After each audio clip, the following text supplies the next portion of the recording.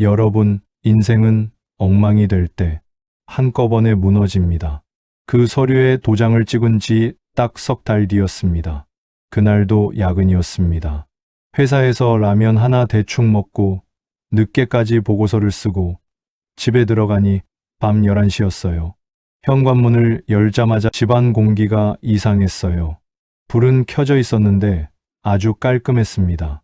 소파 위에 쿠션이랑 식탁 위, 신발장까지 평소랑 다른 느낌이었어요. 싱크대 위에는 컵 하나, 머그컵이 놓여 있었고요. 그리고 그 옆에 놓인 종이 한 장이 있었습니다. 상권아, 미안해. 딱 6글자였어요. 가슴이 쿵 내려앉았습니다. 여보, 거실을 둘러보고 주방을 확인하고 방과 욕실까지 다 찾아봤는데 집 안이 텅 비어 있더라고요. 옷장 문을 열었더니 옷이 싹 빠져 있었고 서랍에는 속옷 몇 개만 남아 있었습니다. 아이들 방에 그나마 남아있던 사진 몇 장도 다 사라져 있었어요. 무슨 느낌이냐면요. 살던 사람이 이사를 간 거예요. 근데 세입자한테 말도 안 하고 몰래요. 저는 거실 테이블 위에 종이를 들었습니다. 당신, 미안해. 우리 여기까지인 것 같아. 노후는 각자 알아서 준비하자. 딱 그 한 줄이 전부였습니다. 전화기를 꺼냈습니다. 윤서 번호를 눌렀어요. 뚜뚜뚜뚜. 해당 번호는 해지됐더라고요. 카톡도 확인해 봤는데 푸사도 대화방도 다 사라져 있었습니다. 머리가 멍해지더군요. 그리고 그 다음날 진짜 지옥이 왔습니다. 아침에 출근하려고 현관문을 여는데 우편함의 색깔이 다른 등기 봉투가 꽂혀 있었습니다. 노란색이었어요. 뭐지? 뜯어보니 제 이름이 적힌 이혼 조정 신청서였습니다. 신청인은 윤서, 상대방은 한상권, 사유는 성격 차이였어요. 그 밑에는 재산분할 없음, 위자료 없음이라고 적혀 있었고요. 그리고 손으로 적힌 추가 조항이 있었습니다. 혼인 중 형성된 재산은 이미 협의에 의해 정리됨. 순간 눈앞이 하얗게 됐습니다. 협의요? 언제요? 누가요? 회사에 출근하고도 일이 손에 안 잡혔어요. 점심시간이 되자마자 법률구조공단을 찾아갔습니다. 긴 의자에 앉아서 번호표를 뽑고 내 차례를 기다렸어요. 다음 120번 번호표분. 네, 변호사님 앞에 앉아서 사정을 설명했어요. 아내가 집을 나갔습니다. 그리고 갑자기 이혼 조정 신청서가 왔어요. 변호사가 조용히 고개를 끄덕이더니 물었습니다. 재산 관련 서류는 혹시 최근에 뭔가 처리하신 게 있나요? 그 말을 듣는 순간 그날 밤에 찍었던 도장들이 떠올랐습니다. 상가 처분이랑 실버타운 투자를 한다고 해서 도장을 좀 찍었습니다. 서류는 가지고 계신가요? 아내가 가져갔습니다. 변호사의 눈빛이 살짝 어두워졌어요. 등기부 등본 한번 떼보셔야겠습니다. 퇴근길에 부동산 등기소에 들렀습니다. 아파트랑 상가의 등기부를 뽑아서 그 자리에서 펼쳐봤어요. 등기부에 적힌 소유자 이름이 한상권이 아니었습니다. 윤서였어요. 제 아내 이름이 단독 소유자로 되어 있었습니다. 그 밑에는 근저당권 설정이 되어 있었고요. 근저당권자는 HD 자산관리 주식회사였습니다. 그리고 채권 최고액은 제가 아는 숫자들이 아니었어요. 상가도 마찬가지였습니다. 소유자는 윤서, 근저당도 설정되어 있고 계약과 특약까지 다 있더라고요. 한 줄 한 줄 읽다가 손이 덜덜 떨렸습니다. 이게 뭐야? 제가 도장을 찍었다고 했던 그 서류가 전 재산을 윤서 앞으로 넘기는 위임장 겸 증여 계약이었던 겁니다. 집으로 돌아가는 길에 제 발이 어디로 가는지도 모르고 움직였어요. 현관문을 열고 텅 빈 집에 들어가자 웃음이 나오더군요. 허탈한 웃음이었죠. 그래, 이제 진짜 내 건. 몸뚱이밖에 없네. 소파에 앉아서 한참을 멍하니 있었습니다. 그러다가 문득 강도현이라는 이름 하나가 떠올랐어요. 그 사람이랑 윤서가 무슨 사이였을까 하는 생각이 들었습니다. 노트북을 켰습니다. 윤서가 쓰던 계정은 모두 로그아웃되어 있었어요. 그래도 브라우저 기록은 남아 있었습니다. 검색 기록, 카페 접속 기록, 메일 로그인 기록들이요. 그리고 이메일 주소 하나가 보였습니다. 윤서@도현. 순간 숨이 턱 막혔습니다. 회사 메일 주소 같은 형식인데 뒷자리는 재테크 컨설팅 회사 도메인이었어요. 아이디는 윤서 하트 도연이었습니다. 그 안에 메일 제목 몇 개가 남아 있었어요. 상권이와 이야기 또 했어요. 우리 조금만 더 참자. 이제 곧 자유야. 손가락이 마우스를 제대로 못 잡을 정도로 떨렸습니다. 메일 하나를 클릭했어요. 도현 오빠, 오늘 상권이가 도장 다 찍었어. 상가도 집도 다 됐어. 이제 진짜 우리 인생이 시작이다. 거기까지만 읽고 노트북을 덮었습니다. 그 다음 문장은 굳이 안 봐도 알았어요. 그 둘은 오래 전부터 저를 인생에서 빼기로 정하고 각본대로 밀어왔던 겁니다. 그날 밤 저는 한번 아주 진지하게 생각했습니다. 여기서 그냥 끝내버릴까 하고요. 창밖을 봤어요. 12층이었습니다. 난간에 기대서 아래를 내려다 보니까 사람들이 장난감처럼 움직이고 있더군요. 내가 없어져도 저 사람들 인생은 그대로겠지? 그 생각을 하는 순간 한숨이 나왔습니다. 근데 그렇다고 내가 나까지 버릴 이유는 뭐지? 제가 저한테 물었어요. 윤서도 날 버렸고, 재산도 날 떠났고, 아이들도 각자 바쁜 삶을 살고 있지만, 그렇다고 마지막으로 나까지 버리면 그게 무슨 꼴인가 싶었습니다. 그날 밤 나는 난간에서 한 발짝 뒤로 물러났습니다. 그래, 여기서 떨어져서 죽는 건 저들이 제일 좋아하는 그림이겠다. 그건 내 스타일이 아니지. 그 다음날 나는 회사를 나왔습니다. 사표를 냈다는 말은 아니에요. 그냥 출근을 못하겠더라고요. 부장실 자리까지 가서 컴퓨터를 켜려는데 손이 마우스를 못 쥐었습니다. 보고서를 열어야 되는데 엉뚱하게 부동산 등기부 등본 사진만 반복해서 보고 있는 거예요. 결국 상사에게 말했습니다. 부장님, 저 조금 쉬어야 할 것 같습니다. 무슨 일 있나? 집이 좀 많이 망가졌습니다. 상사가 한숨을 쉬더니 말했어요. 그래, 휴직계 내고 쉬어. 요즘 같은 세상에 정신이 버텨야지. 그 말이 그날의 유일한 위로였습니다. 누군가는 물을 겁니다. 그래도 법적으로 소송하면 재산을 돌려받을 수 있는 거 아니에요? 네, 저도 그 생각을 갖고 있었습니다. 그래서 변호사 3군데를 더 찾아갔어요. 계약서를 복사 떠온 것, 등기부 등본, 이혼 조정 신청서를 다 보여줬습니다. 3군데에서 거의 비슷한 말을 들었어요. 이미 증여 형식으로 명예 이전이 끝난 상태네요. 위임장에 인감 도장까지 찍으셨네요. 정신적 무능력 상태였다거나 사기 입증이 되면 부분적으로 다툴 여지가 있긴 한데, 그리고 마지막에 이렇게 말했습니다. 이긴다고 장담은 못합니다. 그 말을 듣는 순간 제가 깨달은 게 하나 있습니다. 이미 잃은 것에 매달리다가 남은 것까지 잃으면 그게 진짜 바보짓이겠다는 거였어요.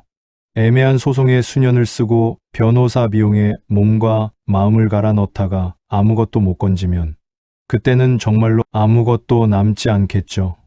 그래서 저는 말도 안 되는 선택을 했습니다. 그냥 놓아주기로 했어요. 윤서를, 강도현을, 내 재산을요. 대신 한 가지를 버리지 않기로 했습니다. 내 인생을요. 그렇게 나는 58살에 전세 원룸으로 이사했습니다. 50평 아파트에서 15평도 안 되는 원룸으로요. 짐이라고 해봤자 옷 몇 벌, 책 몇 권, 그리고 혼자 살면서 사온 중고 전자레인지 하나였어요. 이사를 다 하고 나서 빈 방 한가운데 서서 숨을 크게 들이마셨습니다. 공기가 낯설더군요. 근데 이상하게 편했습니다. 아무도 나를 속일 사람이 여긴 없구나.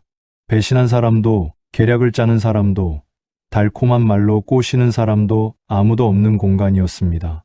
그것이 내가 다시 시작할 수 있는 바닥이었어요. 그때부터 돈을 벌어야 했습니다. 연금은 아직 시작 안 했고 퇴직금도 윤서랑 같이 쓴다며 계획만 세우고 실제로는 어디로 갔는지 알 수 없었습니다. 휴직 상태라서 월급도 반으로 줄어 있었고요. 지금부터는 내 두 손으로 다시 벌어야겠다. 대리운전, 편의점 야간, 택배 상하차를 시작했습니다. 58살 몸으로 젊은 애들 사이에서 땀 흘리며 일했어요. 허리가 끊어지는 줄 알았습니다. 근데요, 한 가지 좋았던 건 누가 시켜서가 아니라 내가 선택해서 벌고 있다는 느낌이었습니다. 사람은 참 이상해요. 회사에서 12시간 앉아서 보고서 쓰는 건 죽을 맛인데 편의점에서 12시간 서서 발이 부어도 돈을 받는 순간 그래도 내가 살았다라는 느낌이 올라옵니다. 그렇게 몇 달을 버티던 어느 날이었습니다. 편의점에서 야간 근무를 하고 있는데 낯익은 목소리가 들렸어요. 부장님? 고개를 돌리니 예전에 같이 일하던 후배가 서 있었습니다. 너 태수 아니냐? 진짜 부장님 맞으세요? 후배의 눈이 동그래졌습니다. 이제는 부장이 아니지만 어색하게 웃으니까 태수가 물었어요. 무슨 일 있으셨어요? 순간 무슨 말을 해야 할지 몰라서 그냥 웃었습니다. 좀 길다. 나중에 그날 밤 태수는 편의점 카운터에 앉아있는 내 옆에 한참을 서 있었습니다. 커피 하나를 사서 2시간 넘게요. 그리고 내 인생을 처음부터 끝까지 다 들어줬습니다. 며칠 뒤 태수한테 연락이 왔습니다. 부장님, 아니, 상권이 형, 시간 좀 되세요? 카페에서 마주 앉았어요. 형, 예전에 우리 팀에서 공공 프로젝트 리스크 관리를 엄청 꼼꼼히 하셨잖아요. 그랬지. 저 지금 스타트업을 다니는 거 아시죠? 그때서야 생각났습니다. 태수가 예전에 작은 IT 회사로 옮겼다는 얘기를 들었었죠. 요즘 우리 회사가 지자체랑 실버케어 관련 플랫폼을 만들고 있어요. 근데 리스크 관리나 노인 금융 관련 자문이 너무 필요하거든요. 실버케어, 노인 금융. 내 가슴을 박아버린 단어들이 다시 눈앞에 나타났습니다. 형, 혹시 우리 회사에 외부 고문으로 와줄 수 있으세요? 순간 몸이 굳었습니다. 내가 이 처지에? 네, 형이 당한 걸 들으면서 확신했어요. 지금 한국 사회에서 노인들이 어떤 식으로 당하는지 몸으로 아는 사람이 필요하다고요. 그 말은 그냥 예의가 아니었습니다. 태수 회사에서 정식으로 연락이 왔어요. 자문 계약이었습니다. 월 몇 회 미팅, 금액, 지분 옵션까지 적혀 있었어요. 종이에 적힌 숫자를 보며 숨을 한번 들이켰습니다. 편의점, 야간 2달치 월급이 한 달 자문료였습니다. 이렇게까지 줄 필요는 없는데, 형, 우리 회사 곧 투자가 들어와요. 형 같은 사람을 지금 모셔야 해요. 내가 무너진 자리에서 누군가는 사업 아이템을 보고 있었더군요. 그리고 그들이 손을 내민 자리에서 나는 다시 일어나기 시작했습니다. 그때부터 나는 내가 겪은 일을 숨기지 않기로 했습니다. 실버케어 플랫폼 개발 회의에서 나는 가감없이 말했어요. 노인들 앱 UI를 이렇게 만들면 반은 못 씁니다. 설명 문구? 이건 안 됩니다. 사기꾼들이 쓰는 문장과 너무 비슷해요. 지금 안 하시면 손해입니다.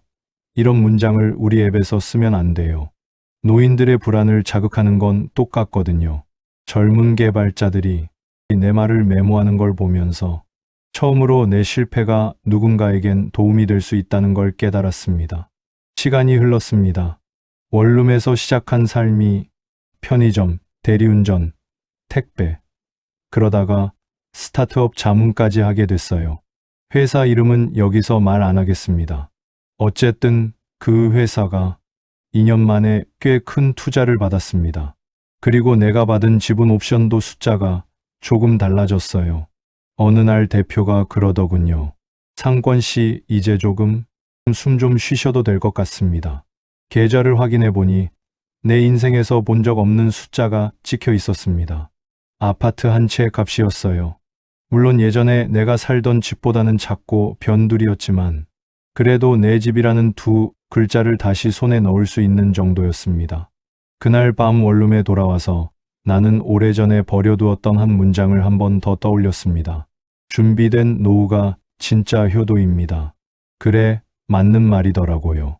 근데 그 준비는 누가 대신 해주는 게 아니라 내가 나한테 해줘야 하는 거였습니다. 새 집으로 이사한 날 짐을 풀다가 우연히 예전 사진 한 장이 나왔습니다. 윤서랑 아이들이랑 놀이공원에서 찍었던 사진이었어요. 잠깐 멍하니 바라봤습니다. 그때는 행복했어요. 그 행복이 언제부터 균열이 갔을까요? 언제부터 윤서의 눈이 내가 아닌 다른 곳을 보기 시작했을까요? 사진을 쓰레기통에 넣을까 잠시 고민하다가 그냥 서랍 제일 밑에 뒤집어 넣었습니다. 버리진 않아도 끌어안고 살지도 않겠다는 나름의 타협이었죠. 그렇게 새 집에서의 첫 밤을 보내고 이틀 뒤 그녀가 문을 두드렸습니다. 띵동. 현관 비밀번호를 누르는 소리 대신 초인종이 울렸어요. 누구세요? 인터폰 화면을 보는데 세상이 멈춘 것 같았습니다. 윤서였어요. 머리는 헝클어져 있고 얼굴은 수척하고 옷은 예전 같지 않았습니다. 예전엔 늘 딱 떨어지는 코트에 깔끔한 화장을 하고 있었는데 지금은 축 처진 가디건에 민낯이었어요. 눈 밑에 다크서클이 진했습니다. 한참을 인터폰 화면만 보다가 문을 열었습니다. 오랜만이다. 내 목소리가 생각보다 차분했습니다. 반대로 윤서의 목소리는 떨리고 있었어요. 상권아. 그 소리를 듣는 순간 참 묘하더군요. 남편, 여보 그런 말 대신 제 이름을 부르는 게 마치 25살로 다시 돌아간 것 같았습니다. 여긴 어떻게 알았어? 내가 묻자 윤서가 시선을 피했습니다. 태수가 조심스럽게 얘기해줬어. 그래, 태수라면 내 근황을 윤서에게 말해줄 수도 있었겠네요. 나는 잠시 숨을 고르고 말했습니다. 들어와. 문을 열어줬어요. 윤서가 들어오면서 주위를 둘러봤습니다. 집, 좋네. 예전에 우리가 살던 집만큼은 아니지. 내 말에 윤서가 입술을 깨물었습니다. 잠시 정적이 흘렀어요. 내가 먼저 입을 열었습니다. 그래, 여기까지 와서 할 말은 준비해 왔겠지. 윤서는 조금 뜸을 들이더니 말했어요. 나 버림받았어. 그 말이 나오기까지 10초도 안 걸렸습니다. 누구한테? 내 질문은 알면서도 묻는 한심한 질문이었죠. 도현이, 강도현. 그 이름이 또 내 귀에 들어왔습니다. 어떻게? 그 사람 벌써 결혼한 사람이었어? 아이도 둘이고 어느 정도 예상했던 그림이었습니다. 처음엔 진짜로 날 사랑한다고 했어. 우리가 각자 정리하고 새 인생을 시작하자고. 그래서 윤서의 목소리가 떨리며 끊겼습니다. 그래서 넌 날 정리했지. 내가 대신 이어줬습니다. 윤서가 고개를 숙였습니다. 근데 실버타운 투자 프로젝트 그거 다 그 사람을 부사장으로 시켜놓고 자기는 지분을 빼돌려서 다른 데로 도망쳤어.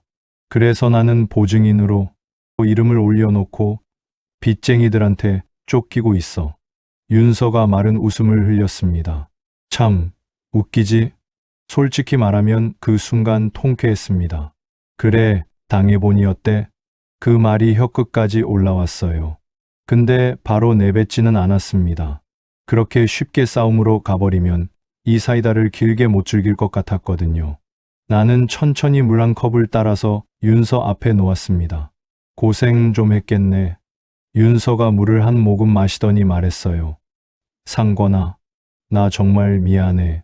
그 말은 생각보다 쉽게 나왔습니다. 너한테 한 짓 면목이 없어. 나도 알아. 눈물이 방울방울 떨어졌어요. 윤서는 물을 내려놓고 한참이나 말이 없었습니다.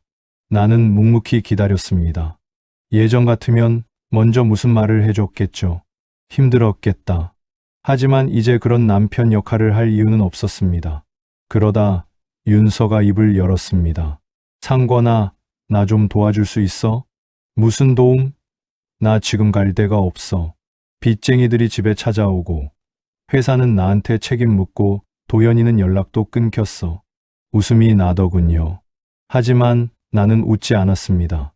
그냥 물었습니다. 그래서 어떻게 하려고? 당분간 너랑 같이 지내도 될까?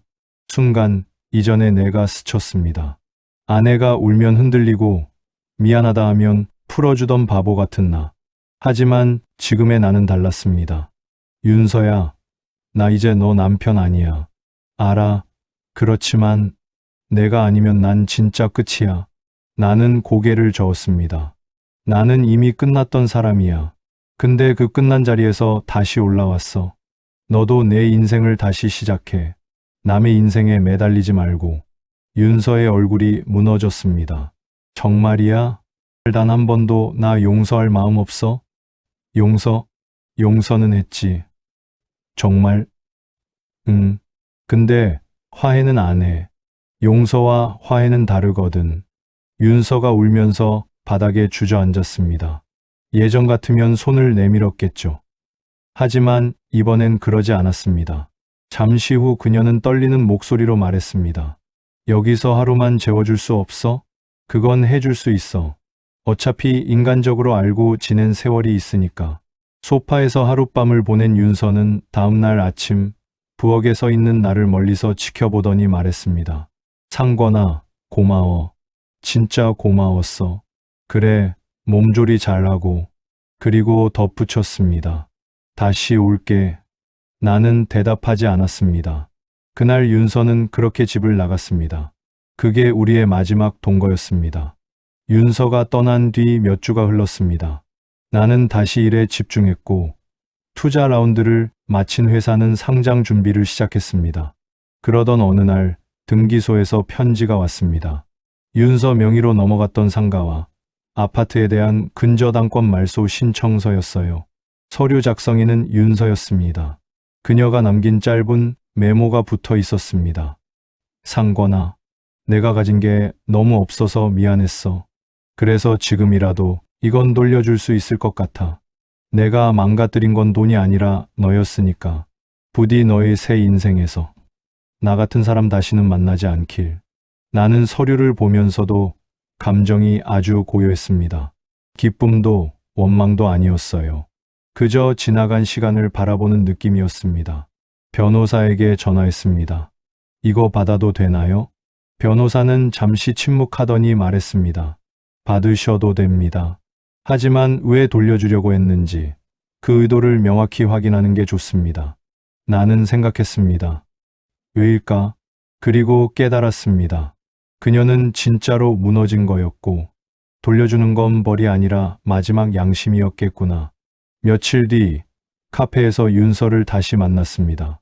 그녀는 말랐지만 표정은 담담했습니다. 상권아, 고마웠어. 그날 날 쫓아내지 않은 거. 그건 인간적인 마음이었다. 그래도 너무 고마웠어. 그래서 가진 것 중 마지막으로 돌려줄 수 있는 걸 생각했어. 나는 고개를 저었습니다. 윤서야, 그건 내가 가져. 뭐?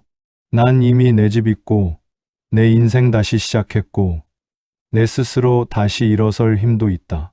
하지만 이건 내 재산이었잖아. 아니, 그건 과거 얘기고, 지금 나는 과거에 얽매이고 싶지 않아. 윤서는 그 자리에서 울지 않았습니다. 그냥 깊게 고개를 숙였습니다. 상권아, 마지막으로 할 말 있어? 있지. 나는 커피를 내려놓고 말했습니다. 널 잃은 건 불행이었는데 내가 절망하는 걸 보며 기뻐하지 않게 된 건 아마도 내가 진짜로 살아있는 증거 같더라. 윤서는 떨리는 목소리로 대답했습니다. 넌 진짜 좋은 사람이었어. 응, 그래서 바보였지. 근데 이제는 좋은 사람인 채로 살 거야. 바보 말고. 우리는 그 말을 마지막으로 자리에서 일어났습니다. 그리고 서로 다른 방향으로 걸었습니다. 집으로 돌아오는 길에 바람이 불었습니다. 차가웠지만 유난히 맑은 바람. 나는 혼잣말했습니다. 그래, 이제야 진짜 내 인생이 시작됐다.